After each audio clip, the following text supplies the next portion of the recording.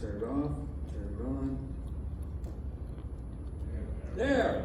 Okay, let's zero in on the world here.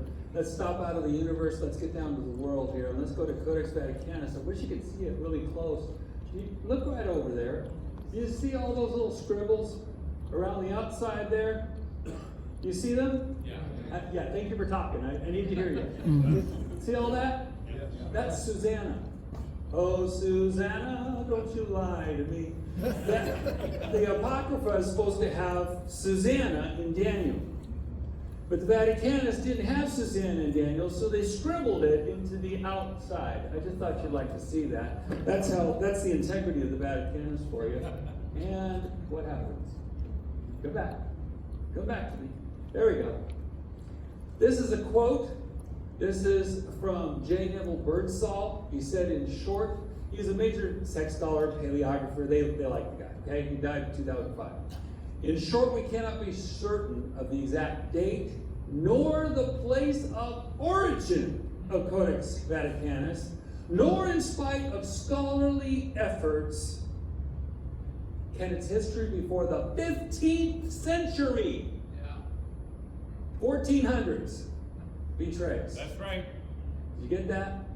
Modern scholars cannot confirm that their baby, Codex Vaticanus, is any older than the 1400s AD. Despite all their research, they could only confirm what Erasmus said in the 1500s.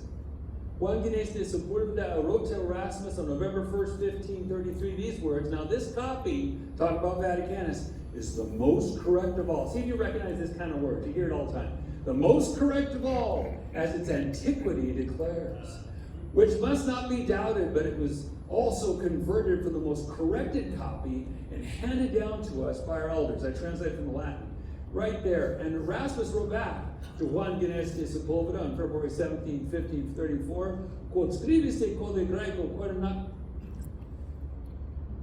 What you write about he wrote it in Latin, okay? It was just a joke, okay? He wrote it in Latin, he didn't write it in English. What you write about the Greek Codex, which you have found in the Pontifical Library, so much agrees with the Vulgate, that's Latin, the Vulgate edition. See that you do not take vain effort. In other words, don't waste your time, buddy. For it is certain that when the Greeks entered into league with the Roman Church, this also was included in the articles. You'll find out about that in a second. That the Greek codices, especially the Gospels, should be corrected to the Roman reading. That's the Catholic Latin Vulgate. The Council of Florence he's talking about. That's 1535 to 1545. During that time, the Catholic Church played the "can't we all just get along" kind of thing, and they were getting together with the Greek Orthodox and trying to make, one world religion. Yeah. There was an attempt to unite the Eastern Orthodox Church there. Rome wanted to Latinize then the Greek texts, and they wrote about that. And Erasmus was like, well, yeah, whatever.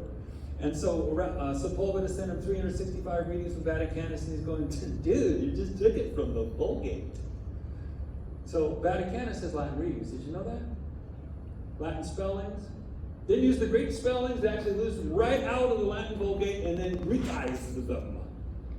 I thought you'd like that, interesting. And then February 17, 1534, he continued, wherefore from this codex there is nothing that you can judge, but the readings of the Greeks is to be sought from the Greek authors.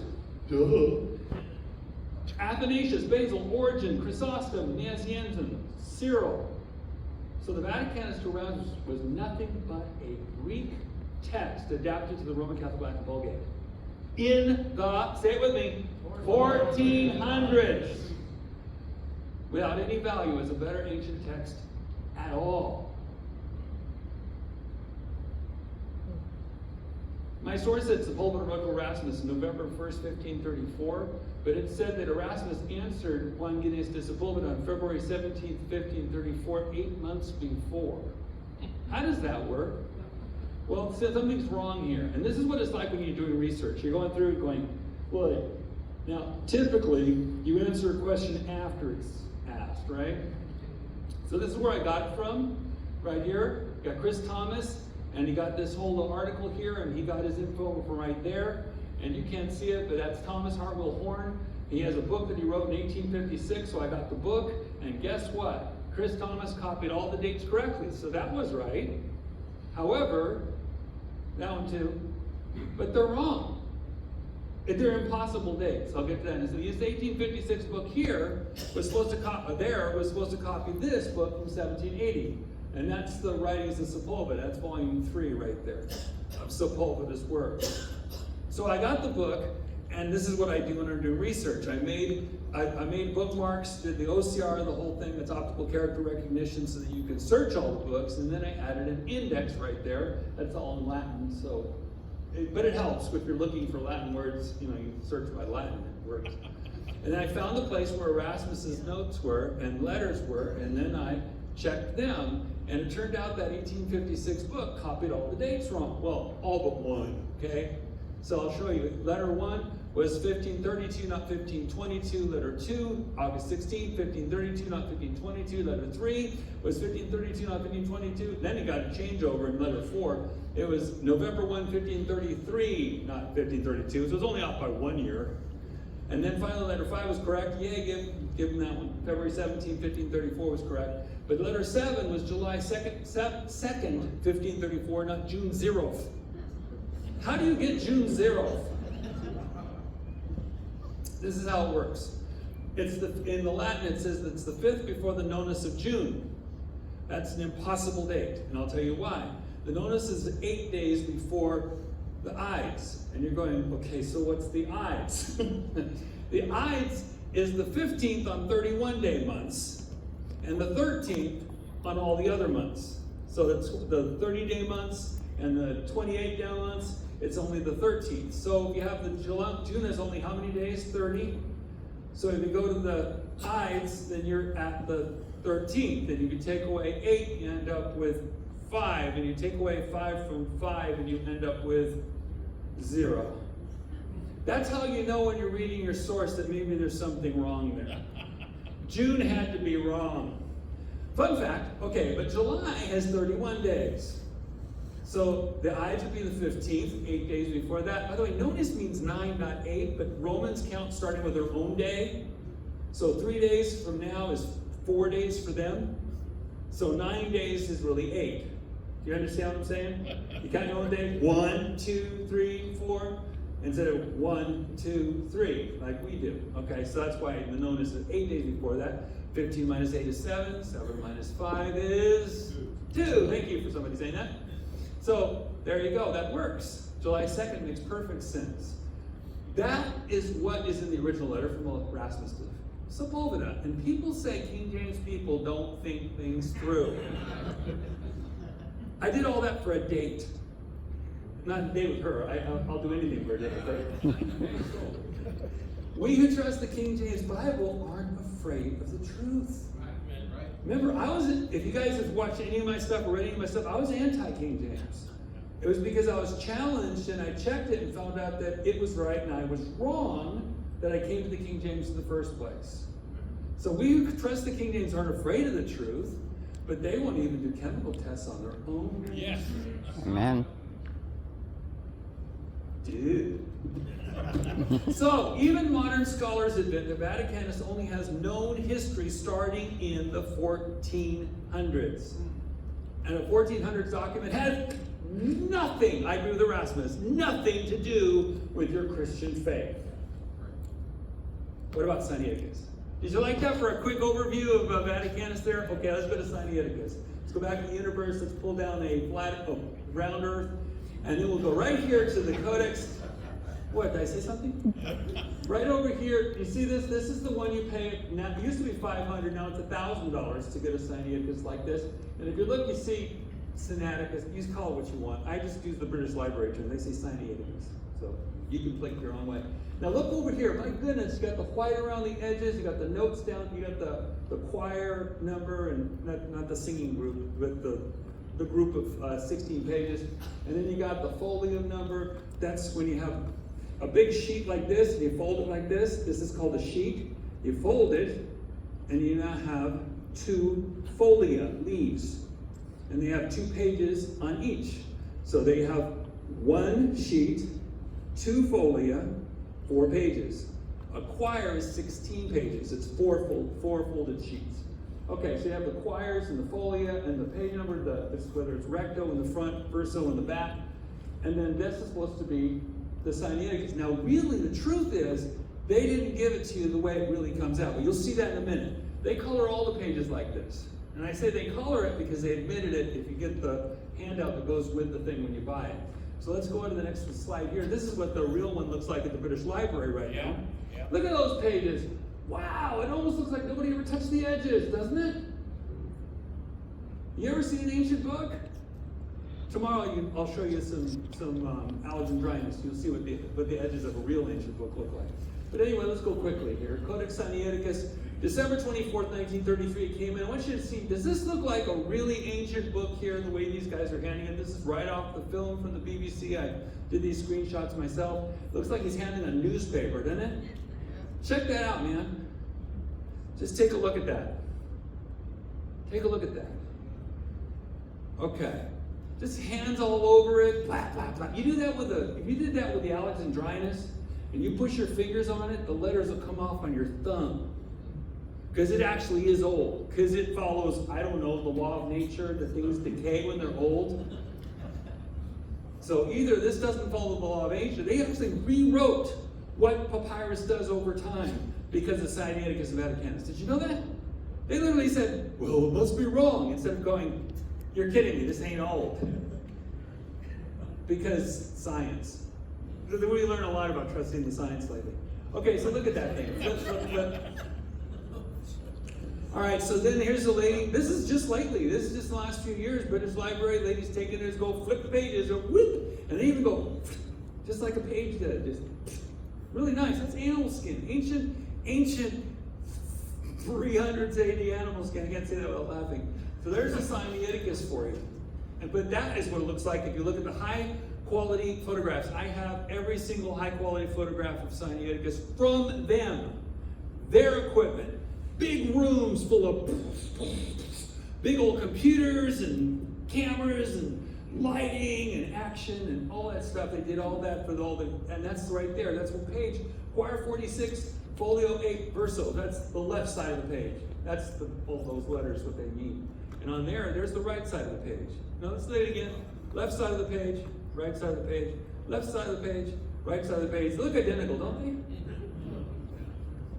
The right side of the page is what Tischendorf took out when he stole, borrowed, took, swiped the 43 folia of the Sinaiticus from the St. Catherine's Monastery in 1844. And that's what it looked like in 1859.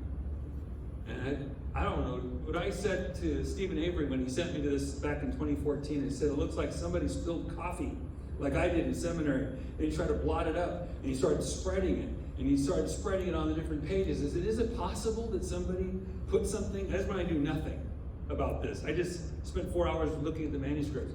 So is it possible that somebody like doctored it by, making it look older? Anyway, that's another story, you get to that. So let's put them side by side just to show you. And they said, you're making that up. So I didn't make it up. I'm not the photographer. They even put a neutral color behind it in order to bring out the natural color. It's all on the Sinaiticus website. You can see it for yourself. Now there's the Sinaiticus. That's the mosaic I made from every single high definition photograph, untouched whatsoever. Now, what do you see? You're to become experts, better than the experts. You're going to be better than the experts because you're actually going to tell the truth. So let's go right here. What color would you say that is? White. What color would you say that is? White. Okay, white and white. Those are all the pages that were taken by Tischendorf. I'm sure that's just a massive coincidence that they went straight to the King of Saxony and they were completely separated from the rest. And so they weren't able to be tampered with whatsoever, as Dr. Sorensen would tell you. So look right here though. This is the, I wish I could. Right over here, look at this. This is the amazing thing. Watch this. Does this overall set of colors look the same as this overall set of colors? Actually, no. They look slightly different. If you didn't have all these lights on it, if you had it dark in here, you could see it a lot better. I wish you could, because the shine is actually different. The part that's between these sections is different from the part in these sections. Then I look over here, and you look, there's a big change right here, isn't there? Yeah. What do you guess that is? Take a wild guess. No, what do you think that last section is? Who said it? Stephen. New Testament. And look, right there is where it looks like it starts. So let's take a look. What is that right there? Matthew 1. So there were 3 sessions of staining that were done. When they got to the New Testament, they started to really pull out the letters, and it became a problem. So they had to really lighten up after that. I was able to do this while I was preparing for this, and I went, wait a second, could that be Matthew 1:1 right there?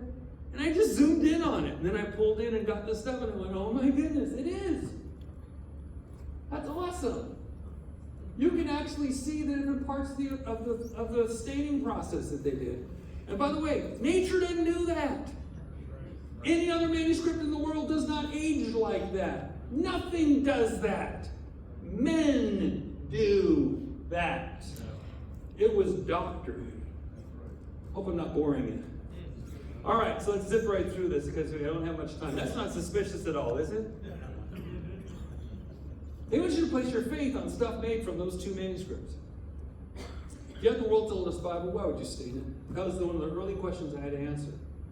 If you really believed you had the world's oldest Bible, why would you stain it?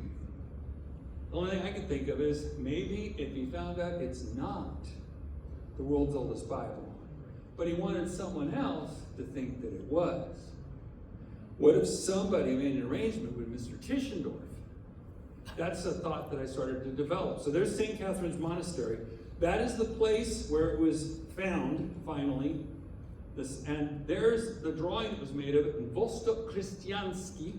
That's Russian, the first word, and the second one is Old Church Slavonic, because it was done by Porfiry Uspensky. That's his book of his drawings that he did. He did a good job. I mean, man, dude, that's good art. I like art. And so it's actually called, in English, when you take the Russian and the Old Church Slavonic, it's the Christian East. And it's talking about the monastery. This is Porfiry Uspensky, just some dumb guy, right? He went to Theological Seminary, Kostroma, candidate of theology, St. Petersburg, in 1818 to 24. Then he became a hierodeacon, a monk deacon. After that, he became a teacher of religion at Richelieu, Lyceum, Odessa. Then he became a Archimandrite, which is the guy just below a bishop. Then after that, became the abbot of the monastery of the Domitian in Odessa. Then he learned modern Greek. He already knew ancient Greek, because that's what is his religion. He learned Italian on top of that. In 1838, he became the head of Kherson Theological Seminary in Ukraine. That's some place you've never heard of before. Priest of the Russian Ecclesiastical Mission in Vienna.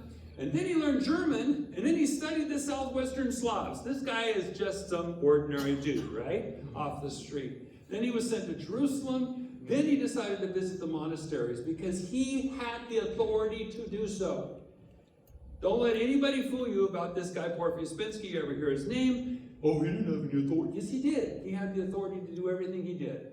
He visited Middle East, Egypt, Sinai, Mount Athos in Greece, etc. Then he visited in 1845 St. Catherine's. He saw the Sinaiticus. He saw it again 5 years later. And both times he talked about it as what color? White. 1856, he published books on him. I have them. I got to translate them from Old Church Slavonic. I don't know any of that, but I use Bulgarian, Russian, and Slovene. I don't know them either, but I'm a linguist. I just did my best. Did my best translation, and then we found out there's a person who knows Old Church Slavonic. It's in the Ukraine. It was the Spillman family knew somebody. So she translated it into Russian, and they translated it in English, and we put mine and theirs next to each other, and they were over 95% identical. In fact, theirs was more convicting than mine. I actually held back, went, oh, it couldn't be that. It was. And it was really cool. We published that in the book, and so you can see that for yourself. He said this about Sinaiticus: the first manuscript containing the Old Testament, which was incomplete, and the entire New Testament with the epistles of St. Barnabas, the book of Hermas, was written on the finest white parchment, on the fourth share of a long white sheet. Porphyry was a highly educated man with legitimate access to manuscripts. This was unlike his hand Constantine Tischendorf. Debbie drew that. 1832, he went to high school. I know that. What a surprise, right? At the Gymnasium of Plauen, he learned some Greek and Latin. after that, he went to the University of Leipzig in 1834. Then the next year, his dad died. He didn't have the greatest relationship with his dad. He really loved his mom. Next year, his mom died. Now, that's hard when you're going to college. But he did. He made it through the 4-year degree at 23 years old. And then he really got into it. Actually, no. That's it.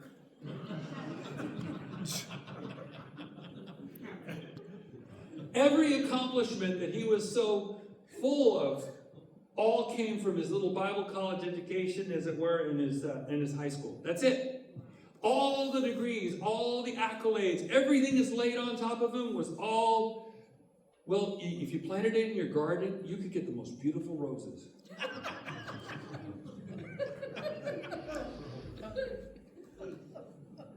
He decided to correct what he called the hereditary sin of the received text behind our King James Bible.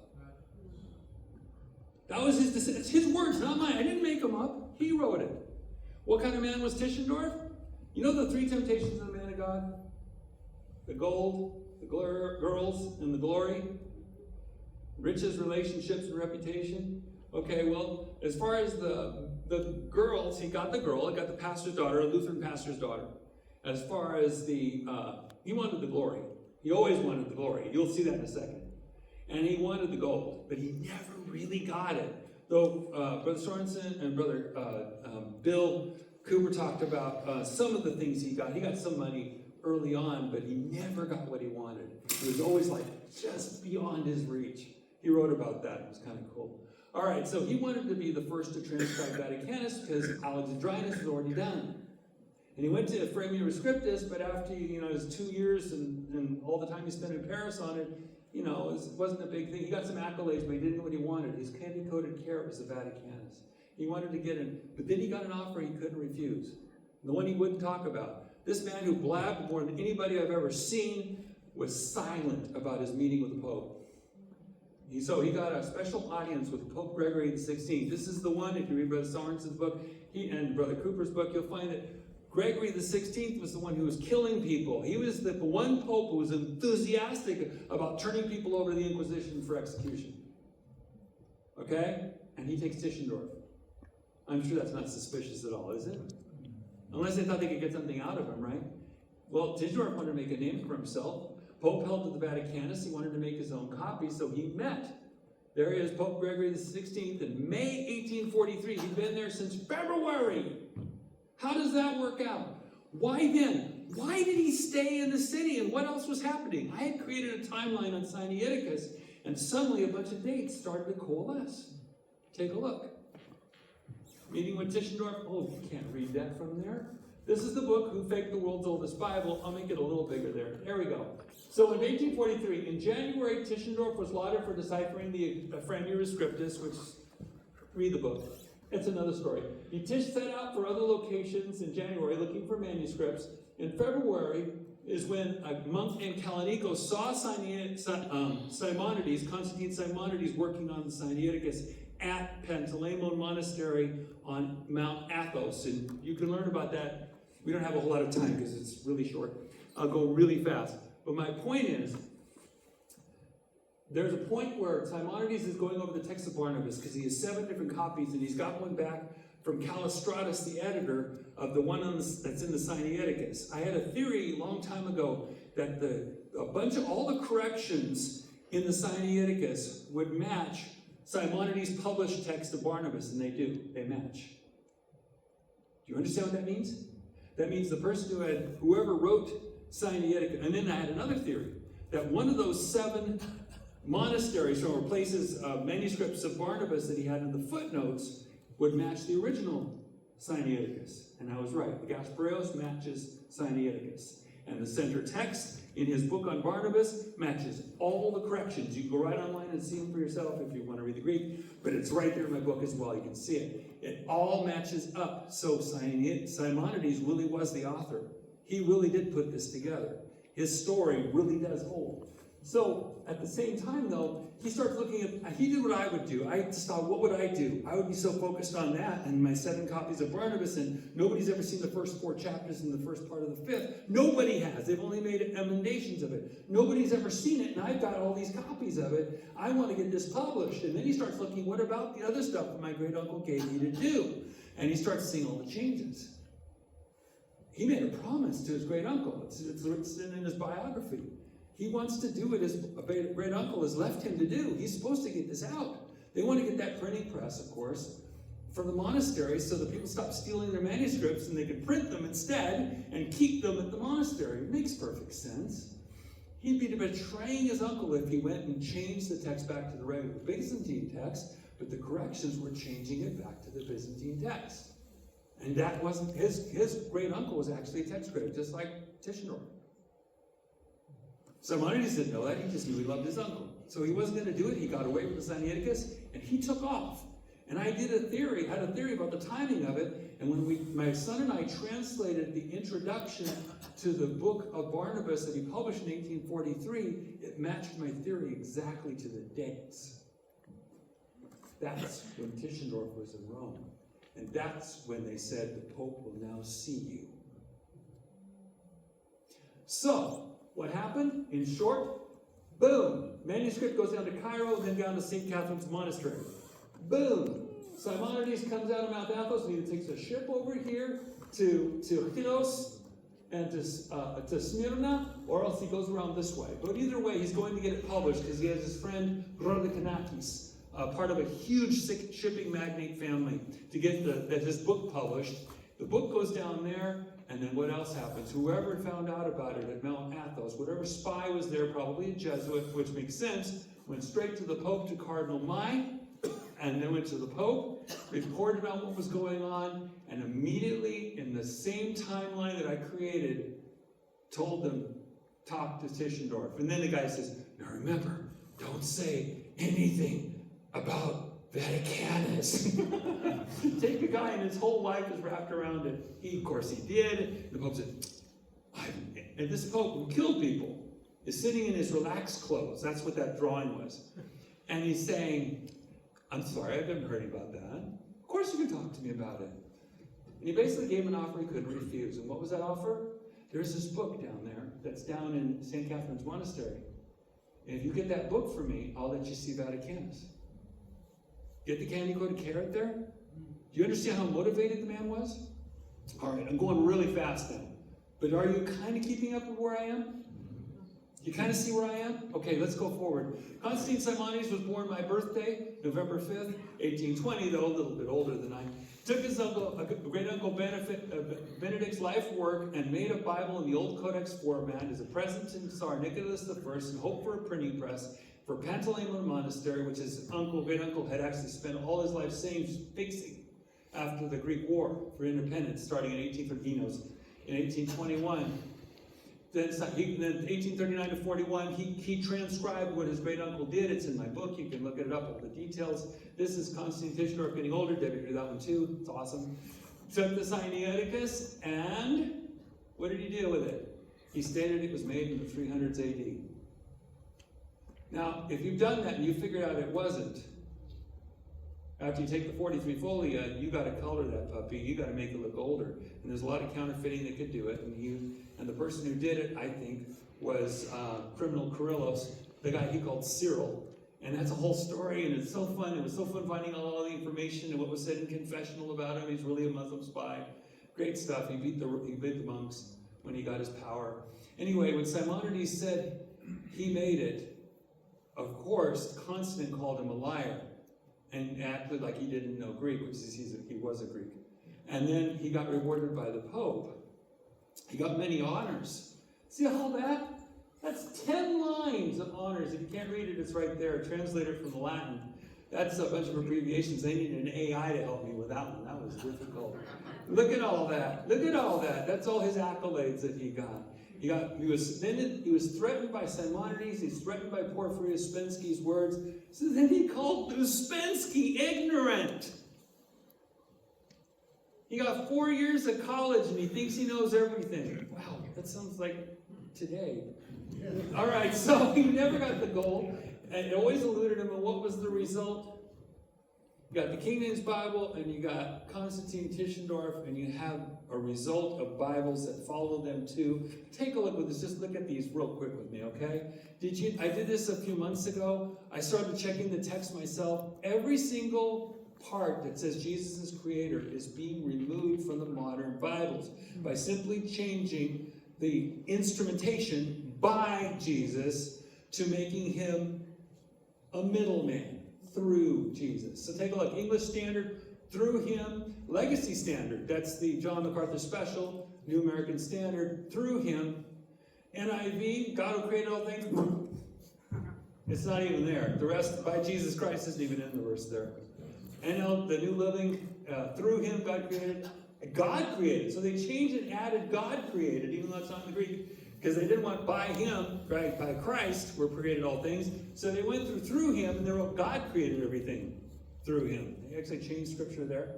There's the Mev. Some people really love the Mev, the modern English version. There it is.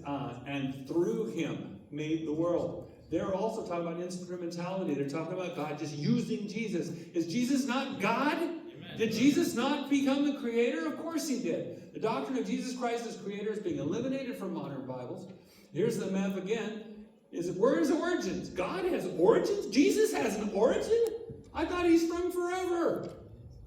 That's what it says in my Bible. He's going forth. He was already going forth.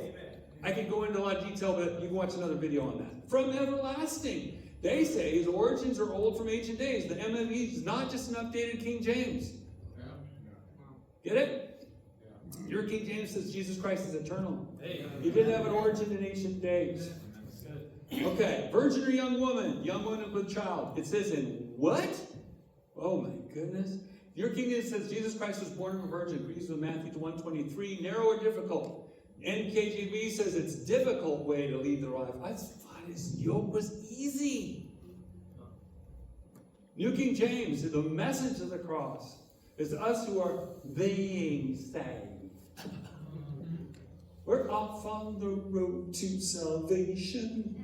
That's what it says in one of the translations, the Jerusalem Bible. It says the road to salvation, because Catholics believe in a progressive salvation. Not that you are saved or you're damned, but you're one or the other. Here's the NAST legacy. He who does not obey the Son will not see life. This is a back door. They took not believe and changed it into not obey. But if not obeying doesn't get you saved, doesn't let you see life, then that means only obeying, obedience rather than faith, gives you salvation. Get it? He believeth not. They actually go through the back door by that. You'll find in different versions as well. The King James Bible answers your questions. The King James Bible makes your hope sure. Hebrews 6:19. You want to read it with me? Which hope we have as an anchor of the soul, both sure and steadfast. That's it. Other Bibles leave you unsure. Right. King James Bible is the end time Bible. Now read this one with me. Heaven and earth shall pass away, but my word shall not pass away. God bless y'all.